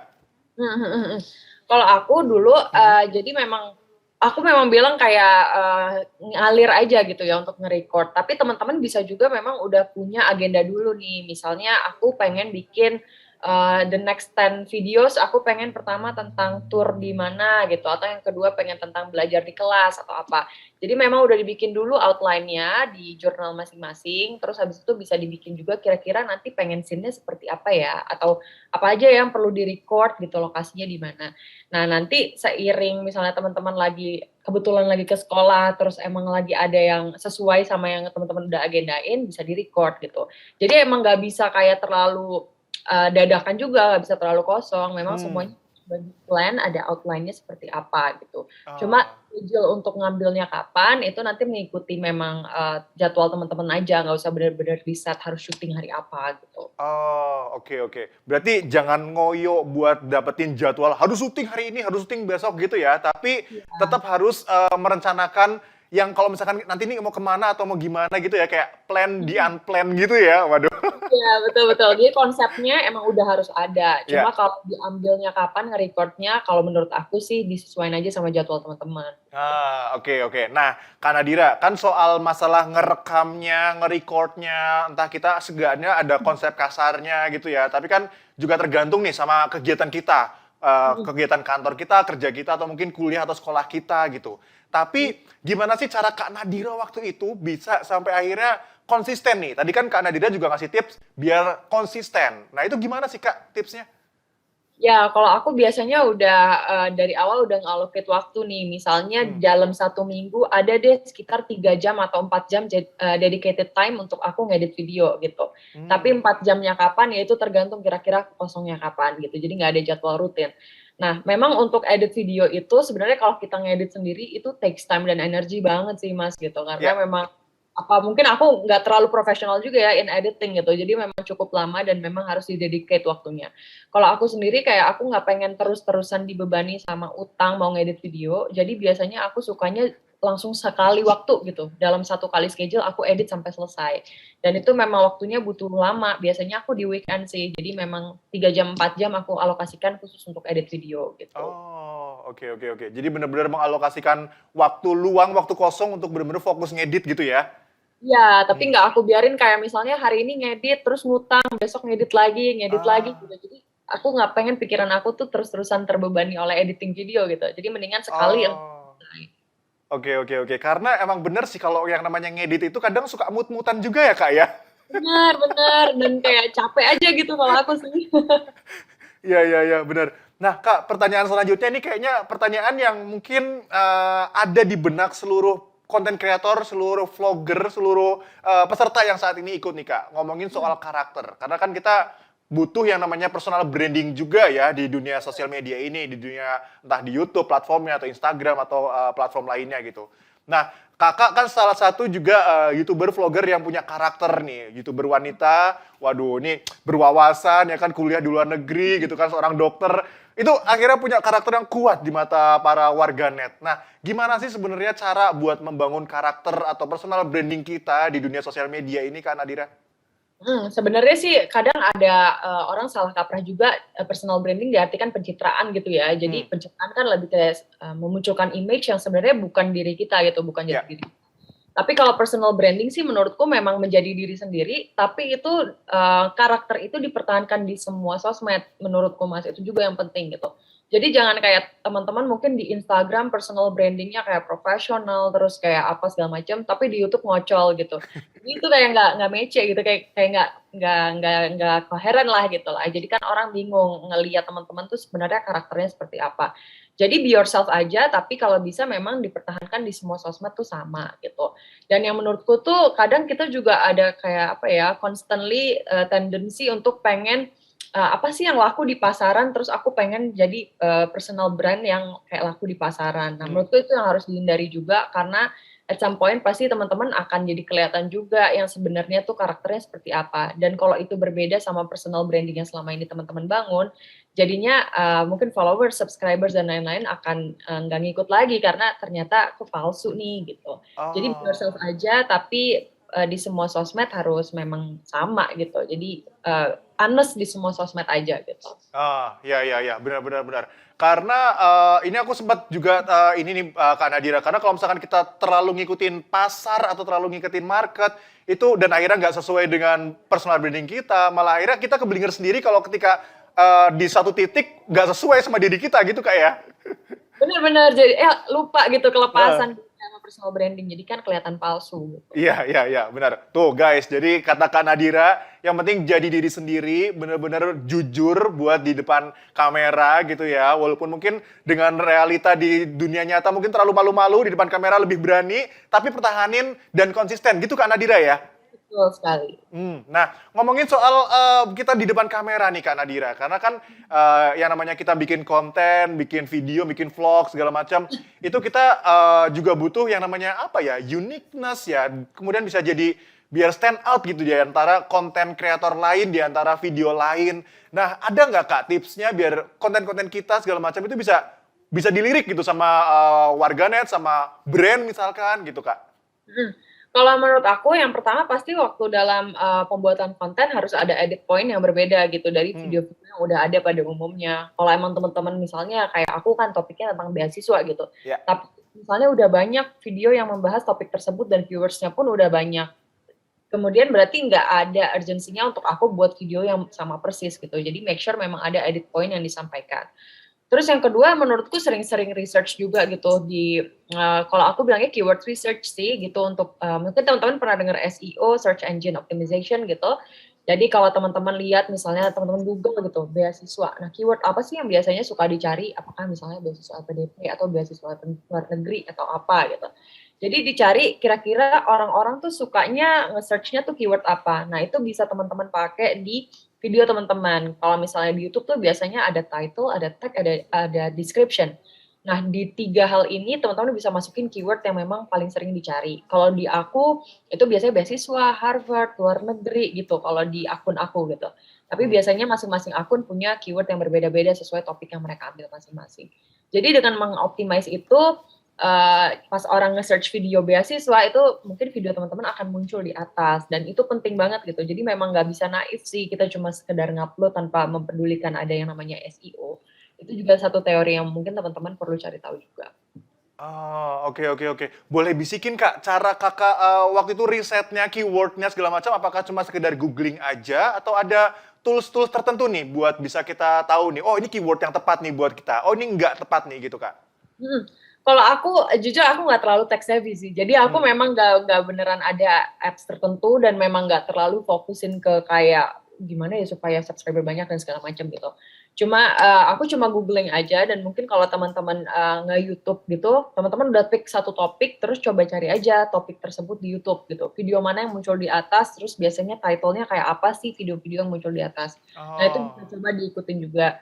Beberapa YouTuber sebenarnya kalau yang kayak yang famous banget, kadang-kadang mereka juga pakai caps lock. Emang caps lock itu juga put more attention gitu, orang akan lebih ngeklik, cuma tergantung preferensi teman-teman sih, pengen yang kayak heboh gitu atau yang kayak biasa aja. Cuma caps lock memang juga meningkatkan gitu. Terus yang terakhir mungkin aku perlu sampaikan juga tentang durasi video sih Mas Abi gitu. Kadang-kadang kita tuh ada nih di research-nya di YouTube, memang video-video yang laku itu biasanya kalau yang durasinya sekitar 10 sampai 13 menit. Optimalnya tuh di 11 menit. Biasanya tuh video yang memang diklik orang. Yang paling nggak diklik tuh video yang durasinya kurang dari 2 menit gitu, karena orang ke YouTube tuh mau cari video yang lama, bukan yang short kayak di IG Reels atau IGTV gitu. Jadi make sure teman-teman juga buat durasinya cukup panjang sesuai sama algoritmanya YouTube. Ini aku jadi mau masuk sedikit teknis nih Kak, sebagai kakak seorang YouTuber dan juga vlogger nih Kak, terkait dengan kita upload video, berarti jangan asal langsung upload, kemudian langsung publish aja ya. Kita harus liatin kayak deskripsi dan lain sebagainya gitu Kak, atau gimana? Iya, jadi kalau misalnya teman-teman memang, mungkin pertama nih, teman-teman tuh bisa download dulu YT Video ya kalau nggak salah. Aku lupa, itu apps khusus untuk teman-teman yang memang punya account di YouTube gitu. Jadi di situ ada statistiknya tuh Mas Abi, kayak biasanya video kamu tuh ditontonnya di jam berapa sih, di hari apa, terus durasi video yang paling laku di akun kamu tuh biasanya berapa menit. Nah, itu statistiknya bisa dilihat dulu untuk teman-teman berikutnya upload video nge-refer ke statistik tersebut gitu, supaya video laku dan rame. Terus apalagi ya? Ya kira-kira itu sih, jadi memang harus mempertimbangkan waktu sih terutama dan durasi, terus dari keyword tadi, terus engagement juga, jadi semakin banyak video teman-teman di like, atau akunnya di subscribe, atau di komen, itu juga akan semakin muncul di atas. Jadi make sure kalau orang-orang komen di YouTube kamu, itu komennya dibales gitu, karena itu juga akan ningkatin engagement dan akhirnya buat video kalian lebih populer gitu. Itu guys, salah satunya tuh kata Kak Nadira kan, kalau ada komen dibales gitu, walaupun ya komennya ternyata dari ibu kita sendiri aja ya, sama adik kita suruh komen gitu ya, biar rame gitu. Awal karir kan. Iya. Baik, Kak Nadira terkait dengan ngeditnya nih Kak. Kak Nadira ngeditnya ini ada tipsnya nggak? Apakah harus di satu video kita misalkan 11 menit, ada musiknya semua, backsound-nya, atau mungkin harus voice over-nya banyakin, atau transisinya tuh kayak PowerPoint gitu, atau gimana Kak yang baiknya nih? Iya, kalau editing video itu sebenarnya mungkin lebih ke vlog ya. Kalau vlog itu kan biasanya butuh banyak scene di dalamnya. Nah, satu scene itu teman-teman jangan terlalu lama gitu, jangan sampai kayak 15 detik atau 20 detik.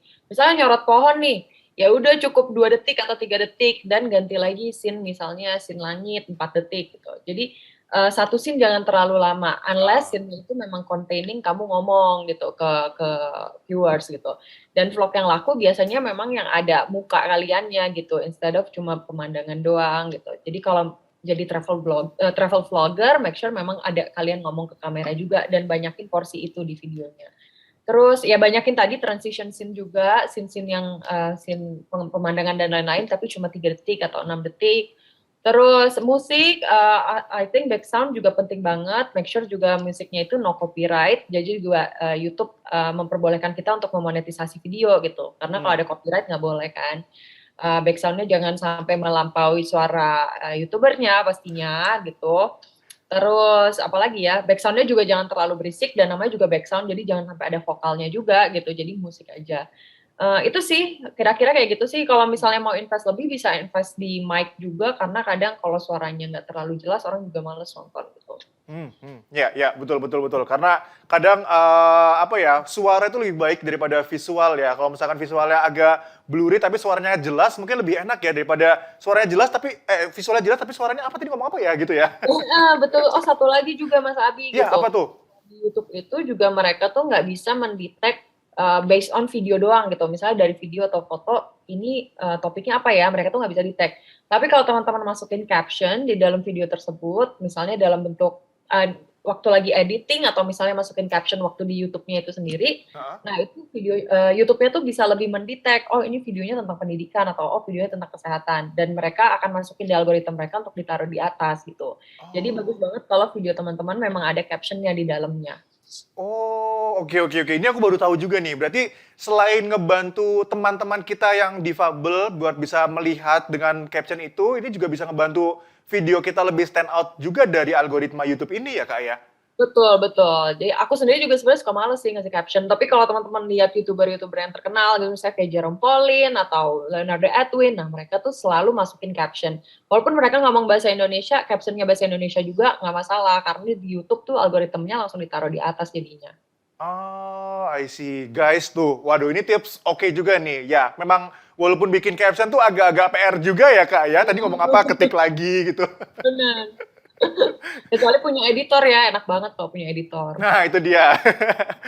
Nah, guys, aku jadi punya tips nih. Kalau misalkan kalian belum punya editor dan kayaknya susah ngetiknya, bisa pakai aplikasi namanya Transcript. Itu bisa kita ngomong, nanti sambil ada langsung kalimatnya dan tinggal di copy paste aja ke editing kita gitu. Nah, Kak Nadira, terkait dengan equipment nih Kak. Tadi kan Kak Nadira sempat sampaikan kalau mau invest di mic gitu ya.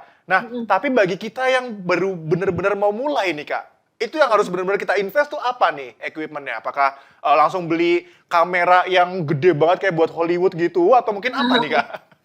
Kalau menurut aku sih sebenarnya awal aku nge-vlog pun itu full pakai HP gitu. Jadi memang sebenarnya as long as itu HD, teman-teman videonya bisa dimasukin jelas gitu.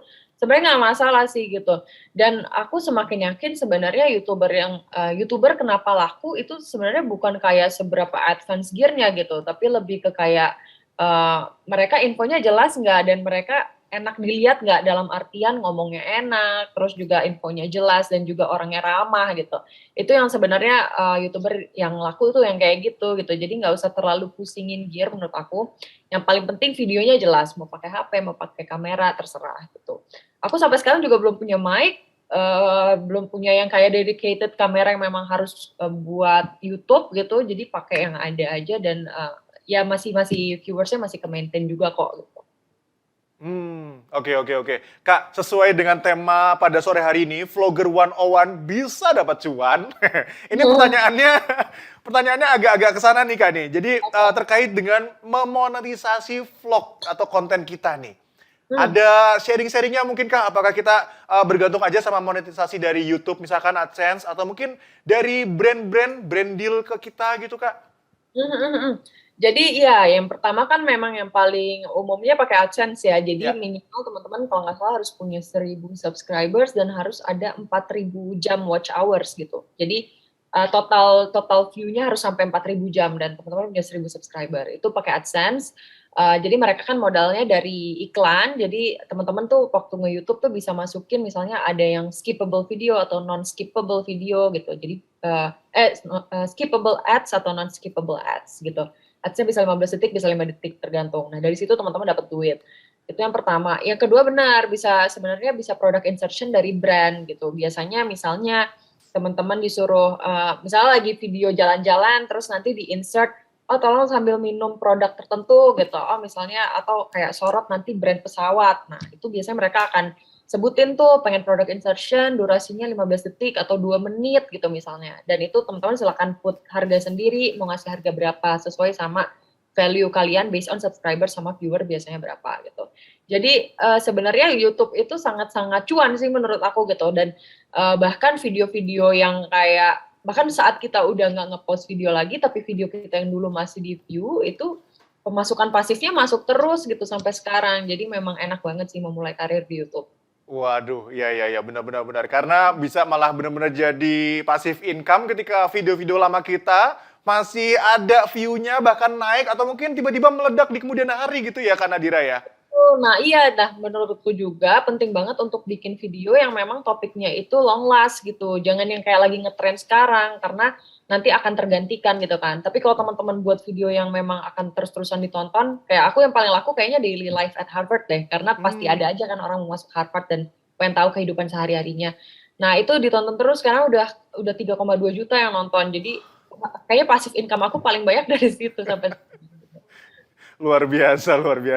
Kak Nadira, ini karena durasi juga nih Kak Nadira, aku jadi mau ajukan satu pertanyaan terakhir dari aku, boleh ya? Sebelum kita masuk ke Q&A, karena Sobatkom sudah banyak banget yang mengajukan pertanyaan nih. Pertanyaan terakhir dari aku nih Kak Nadira, karena sekarang ini kan apa yang sudah Kak Nadira sekarang capai, salah satunya juga mungkin bersumber dari apa yang Kak Nadira lakukan sebelumnya, bikin konten, menjadi YouTuber, dan lain sebagainya ya Kak ya. Jadi apa ya, jadi pintu kesempatan baru ya Kak ya, selain menjadi dokter ya. Betul. Nah, salah satunya misalkan jadi speaker atau mungkin membuat buku yang berjudul Limitless dan akhirnya ujung-ujungnya bisa mendapatkan cuan gitu. Nah, sebenarnya gimana sih cara Kak Nadira bisa membangun hal tersebut? Apakah memang harus benar-benar kita dari nol konsisten semuanya atau gimana nih Kak biar bisa sampai di titik sekarang ini? Oke, menurutku sih satu-satu. Kalau aku dari dulu tuh memang belum nggak ada tujuan sebenarnya untuk kayak famous dan dapat subscriber atau lain-lain gitu ya. Jadi fokus on making achievement aja sih dan achieving goals yang memang sudah kamu buat gitu. Dan kalau aku misalnya ada goals yang menurutku memang inspiring buat orang untuk dilihat, aku share juga di sosmed aku gitu. Jadi aku mulainya dari share di Instagram, terus habis itu dari Instagram mulai buat YouTube. Nah, enaknya biasanya dari subscriber di YouTube itu spill over ke sosmed yang lain gitu. Jadi followers di Instagram aku ikutan naik juga. Terus mulai membuka banyak kesempatan juga untuk kerja sama-sama brand. Mulai ada yang nawarin buat nulis buku dan lain-lain. Jadi memang satu-satu aja dan jangan pernah purpose-nya memang untuk terkenal gitu. Jangan. Menurut aku fokus di diri sendiri, kejar goal sendiri, share ke orang, nanti kalau emang inspiring pasti orang juga akan follow kok gitu dan akhirnya kalian bisa memenuhi goal-goal yang lain juga pelan-pelan. Oh, waduh, berarti bener-bener emang harus nawaitunya, niatnya di awal harus bener nih Kak Nadira ya? Benar, karena kadang kayak ada yang memang niatnya pengen viral gitu, tapi nggak dapet gitu loh Mas, karena memang purpose-nya salah. Iya, baik. Kalau gitu terima kasih Kak Nadira untuk jawabannya. Langsung saja kita masuk ke Q&A. Dan saat ini sudah ada banyak pertanyaan dari Sobatkom dan sudah dipilih 3 pertanyaan terbaik nih. Kita akan naikkan pertanyaan pertama berikut ini. Ya, ini dari Kak Wanda. Pertanyaannya, hal-hal apa yang harus dihindari oleh para vlogger dan apa yang harus dilakukan untuk mempertahankan view? Monggo Mbak Nadira. Hal-hal yang harus dihindari oleh para vlogger, apa ya? Mungkin untuk kayak, ini sebenarnya nggak perlu bilang sih, tapi mencatut kali ya, mencatut ide orang lain atau mencatut video dari orang lain gitu. Karena walaupun sesingkat apa, kalau nggak salah itu minimal 10 detik deh. 10 detik kamu mencatut video dari orang, itu bisa langsung ke-detect sama YouTube dan video kamu bisa di-take down gitu. Misalnya viewersnya udah terlanjur banyak, udah 2 juta, terus tiba-tiba ketahuan dan di-take down, monetisasinya juga dihilangin semua, itu kan sayang banget gitu. Dan akun kamu juga bisa ditutup. Jadi jangan sampai mencatut ide atau video dari orang lain. Terus tadi hindari juga musik-musik yang memang ada copyright. Jadi make sure cari musik-musik yang memang nggak punya copyright. Terus hal yang dilakukan untuk mempertahankan view. Sebenarnya sekarang nih view aku turun banget nih. Karena aku tuh nge-vlog nggak pakai schedule gitu. Jadi kadang kalau aku lagi mood aku upload. Kalau lagi nggak mood baru bisa 3 bulan setelahnya gitu. Jadi sebenarnya itu sih untuk mempertahankan view itu teman-teman harus maintaining tadi harus ada rutinnya seperti apa gitu kurang lebih. Misalnya seminggu sekali atau 2 minggu sekali. Atau kalau memang sebulan sekali ya udah sebulan sekali terus gitu. Jadi YouTube bisa tahu schedule kalian seperti ini dan dianggap memang user aktif gitu. Jadi itu yang perlu diperhatikan. Terus sisanya apa ya? Mungkin YouTube-nya juga harus satu topik. Jadi jangan misalnya kalau aku pilih education, health, travel gitu. Pilih 3 topik. Jadi aku stay di 3 topik ini terus gitu. Nggak tiba-tiba aku bahas misalnya tiba-tiba financial atau tiba-tiba bahas sesuatu yang di luar expertise aku gitu. Itu nanti akan nggak laku juga. Jadi teman-teman emang pick topik yang kalian interest dan stay di topik tersebut. Jadi kalau bisa dibilang sih sebenarnya harus konsisten ya gitu dalam hal schedule, topik, dan lain-lain. Siap, terima kasih Mbak Nadira untuk jawabannya. Jadi itu dia Kak Wanda jawabannya, originalitas, hargai hak cipta digital orang lain, dan konsisten. Kurang lebih seperti itu.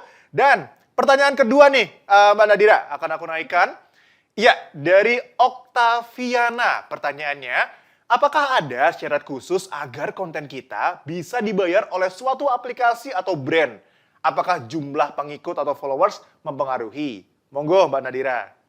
Oke, jawabannya tentu saja iya, berpengaruh gitu. Mungkin ini konteksnya bukan cuma di YouTube sih, tapi di semua sosmed gitu. Jadi biasanya mereka punya micro influencer atau macro influencer. Kalau yang micro ada yang di bawah 10.000 bilangnya, tapi ada yang di bawah 100.000.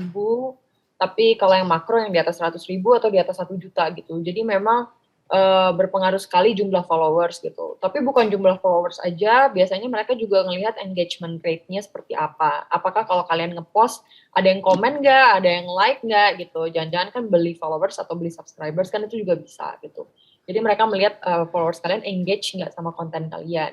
Terus habis itu sebenarnya kalau dari kayak rate, misalnya untuk brand mau ngasih rate berapa satu posting atau satu video, itu semuanya kalian yang menentukan gitu. Kalian sebagai so-called influencer yang menentukan mau kasih rate berapa. Tapi at the end nanti kan kliennya mau ambil atau enggak, kan tergantung harganya tuh sesuai nggak sih sama value kalian gitu. Maksudnya sesuai nggak sih subscriber segini doang kok ngasih harga segini gitu misalnya. Nah, jadi sebenarnya semuanya sangat-sangat sangat fleksibel sih gitu, nggak ada tertentu seperti apa, cuma harus sesuai aja sama value proposition kalian gitu. Kalian menilai diri kalian ketinggian atau kerendahan nggak gitu. Oke. Waduh, ini memang berat banget ya untuk memahami value diri kita untuk kita bisa jual ke brand ya Mbak ya. Waduh. Ya, kayak harus pede tapi nggak boleh kepedean gitu lah. Iya. Benar-benar harus sesuai dengan nilai diri kita seperti apa gitu ya. Ya, baik. Kak Nadira, pertanyaan terakhir dari Sobatkom yang sudah mengajukan pertanyaan. Ini aku akan naikkan dari Rusmala Dewi. Kak Rusmala Dewi bertanya, apakah pandemi ini menghambat kakak? Dan siapa role model kakak yang membuat kakak semangat dalam nge-vlog? Monggo. Oke, pandemi menghambat, iya menurutku menghambat banget gitu, karena starting karir aku untuk nge-vlog itu sebenarnya selalu di luar kan gitu, vlog-vlog yang memang ngesorot aku berjalan-jalan kemana, atau misalnya lagi nunjukin tour di mana kayak gitu. Jadi lagi pandemi gini agak bingung juga jadinya perlu konten apa gitu. Mensiasatinya sih sekarang aku banyak konten yang memang full educating aja, jadi aku ngomong ke kamera, jadi itu sebenarnya style yang baru juga di vlog aku, jadi I'm not sure itu laku atau enggak di pasaran gitu, cuma lagi dicoba juga.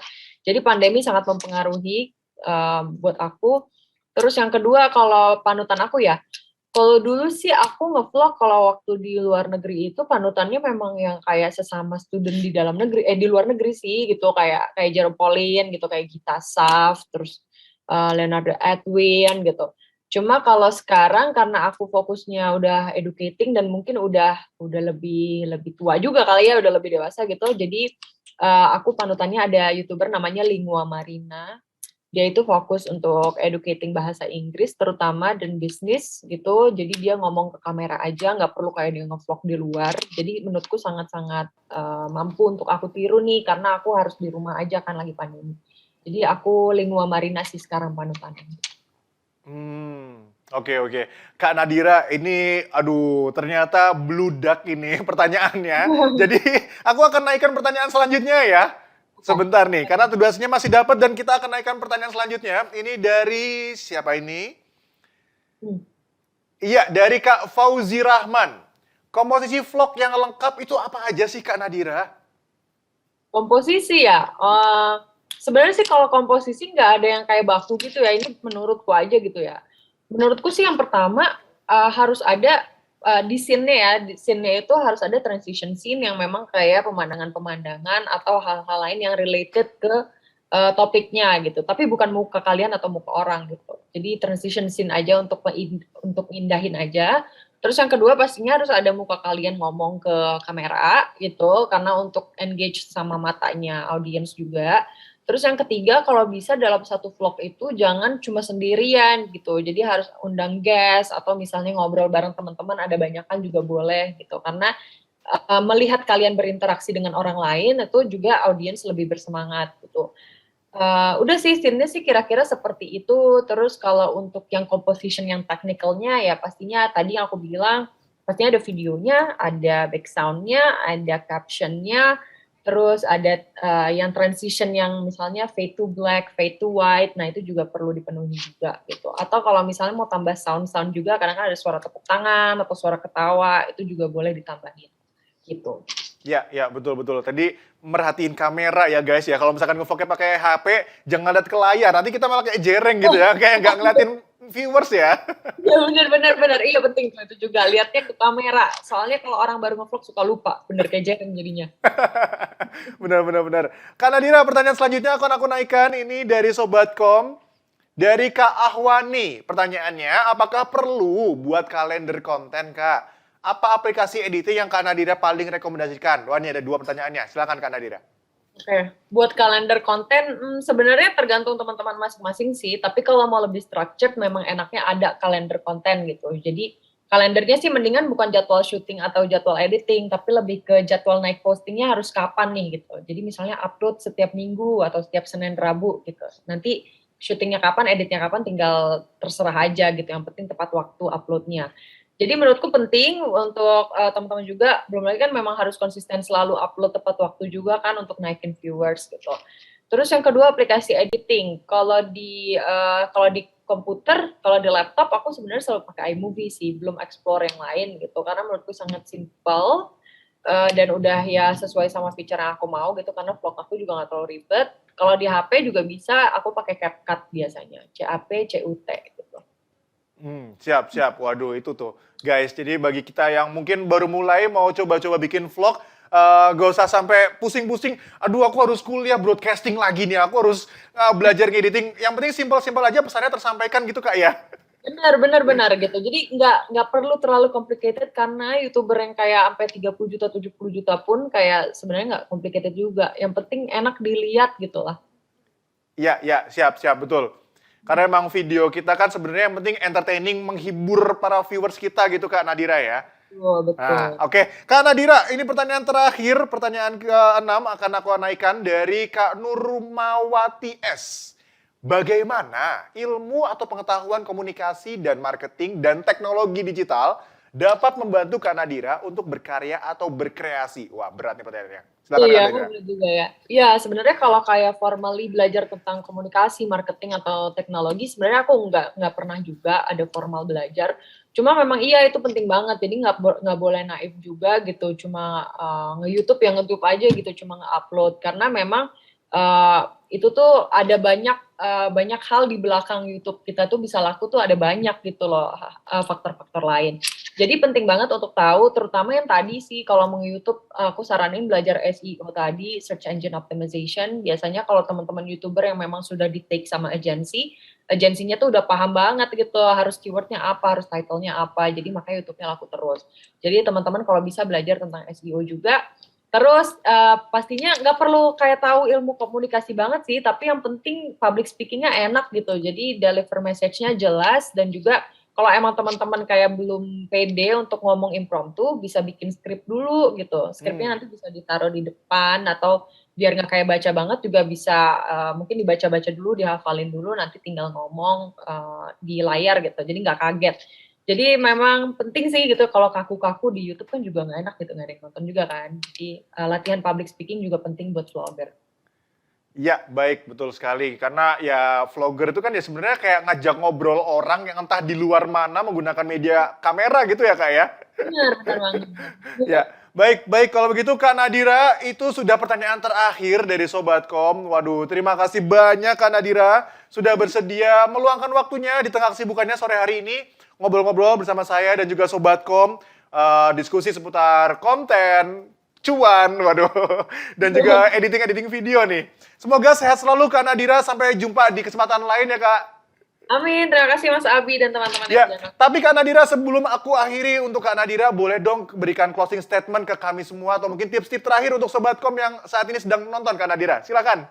Oke, tips aku buat teman-teman, pokoknya kalau emang ada passion di nge-YouTube, mau jadi vlogger, ya udah sharing aja apapun yang teman-teman suka, nggak usah pikirin nanti ada viewers atau subscribers, pokoknya nggak usah terbebani dengan itu. Dan yang terakhir, banyak-banyak belajar, banyak-banyak research juga, supaya teman-teman tahu nanti yang laku seperti apa sih, dan videonya bisa diperbaiki along the way. Jadi yang penting, jangan terlalu terbebani, enjoy aja proses vlogging dan mudah-mudahan bisa laku juga di pasaran. Amin. Siap, terima kasih. Tuh kata kuncinya guys, enjoy aja ya. Terima kasih sekali lagi Kak Nadira, sehat selalu. Sampai jumpa Kak. Baik, guys, Bapak Ibu hadirin, waduh ini udah luar biasa banget dari tadi kita mulai sampai dengan akhir acara, di penghujung acara hari ini bersama Kak Nadira. Tadi ngobrol-ngobrol seru banget ya, ngomongin tentang pengalaman Kak Nadira di Harvard, bikin konten, editing, dan lain sebagainya. Nah, ini juga yang salah satu paling ditunggu-tunggu juga nih. Peserta yang sudah menunggu untuk mengumumkan pengumuman 5 juara terfavorit. Nah, inilah saatnya. Kita akan mengumumkan 5 juara favorit kompetisi vlog 2021 yang akan membawa pulang hadiah masing-masing Rp500.000. Dan pemenangnya adalah berikut ini. Pemenang kompetisi vlog 5 karya favorit mendapatkan hadiah masing-masing Rp500.000. Rudianto mengenal pesona Raja Ampat dengan kecanggihan teknologi. Safira Majid Amani, LDM siapa takut. Yogi Nugraha Widi Anantara. Relinda Puspita, kulineran di Bengkulu. Dan Lamsihar Untung Banjarnahor, Tedoh Rindu Manggebu. Waduh, selamat kepada 5 karya terfavorit yang berhasil membawa pulang Rp500.000 masing-masing. Wah, jangan lupa ya untuk aktifkan handphone kalian, kontak kalian untuk panitia bisa mudah menghubungi kalian buat ngirim hadiahnya tentunya. Aduh, seneng banget ini udah sampai di akhir acara ya. Ya sekali lagi saya berikan apresiasi tertinggi dan ucapkan selamat kepada 8 pemenang kita pada sore hari ini. Dari tadi juara 1, 2, 3, dan 5 juara terfavorit untuk kompetisi vlog 2021. Nah, saatnya sekarang nih, wah ini masih ditunggu-tunggu juga nih. Karena hari ini, sore hari ini, terakhir ini kita akan mengundi sesi door prize. Hadiahnya adalah uang elektronik masing-masing senilai Rp100.000 untuk 3 orang pemenang beruntung. Sudah siap? Langsung kita undi saat ini. Iya, siapakah yang akan beruntung ya mendapatkan Rp100.000 untuk 3 peserta? Yang pertama, iya, nomor 16 nih. Wah, siapa nih nomor urut 16 nih? Namanya, iya, Reksi Jol Nainggolan. Waduh, selamat Kak Reksi. Dan selanjutnya kita undi nomor 2 ya. Yuk. Nomor 63. Wah, siapa nih 63 ya?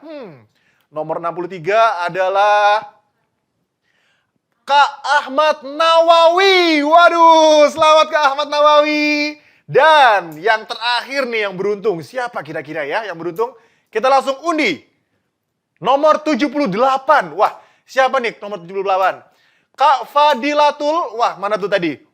Iya, Kak Fadilatul Fitria B. Wah, selamat Kak Fadilatul Fitria. Mendapatkan hadiah masing-masing Rp100.000 untuk 3 orang beruntung pada sore hari ini. Itu dia, jadi jangan lupa ya, berarti total sudah ada 11 orang yang nanti akan dihubungi oleh panitia untuk mendapatkan hadiahnya. Sekali lagi aku ingetin, jangan lupa buat aktifin nomor WhatsApp-nya, handphonenya, atau mungkin DM-nya. Biar panitia mudah nih ngubungin kalian. Ya, baik, kalau begitu selamat sekali lagi kepada seluruh peserta beruntung dan juga para juara kompetisi vlog 2021, Vlogger 101 bisa dapat cuan. Baik, hadirin, guys, rekan-rekan, demikianlah acara pengumuman kompetisi vlog 2021 dan talkshow virtual bersama Kak Nadira dengan tema Vlogger 101 bisa dapat cuan. Terima kasih kepada organisasi Aksi Solidaritas Era Kabinet Indonesia Maju atau OASEKIM sebagai pengarah seluruh kegiatan acara kita hampir 1 bulan ini. Terima kasih juga kepada seluruh peserta dari Sabang sampai Merauke yang telah meramaikan kompetisi vlog 2021. Dan terima kasih kepada Sobatkom yang setia menonton di Zoom, YouTube Kemkominfo TV, dan TikTok Kemkominfo. Saya Abi Satria beserta kru yang bertugas pamit undur diri. Mohon maaf jika ada salah kata. Sampai bertemu di kompetisi selanjutnya. Indonesia terkoneksi, semakin digital, makin maju. Bye-bye!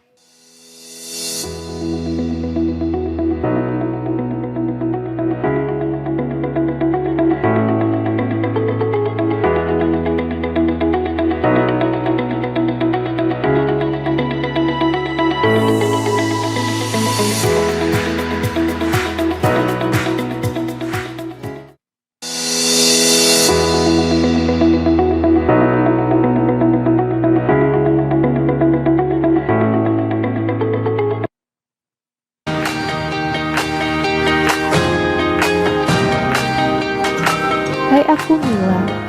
Hobiku traveling ke tempat-tempat seru. Ayo caranya. Semangat. Buat kalian yang mau jalan-jalan ke sini bisa banget. Di sini cuman bayar Manfaat dari teknologi itu juga banyak banget sih. Bisa untuk industri, dan bisa untuk pendidikan.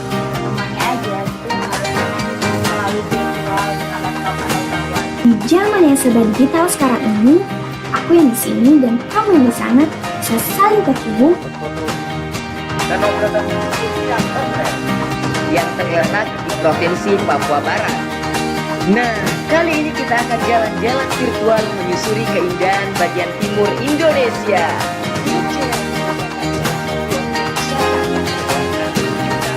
Di awal tahun sakdurunge ono pandemi ning Dun.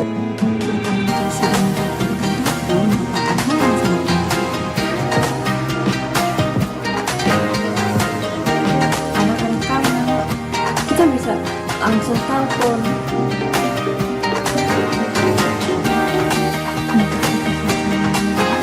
Manusia harus tidak dengan teknologi. Di sini saya akan menggunakan teknologi yang ada sehingga saya akan mencari Google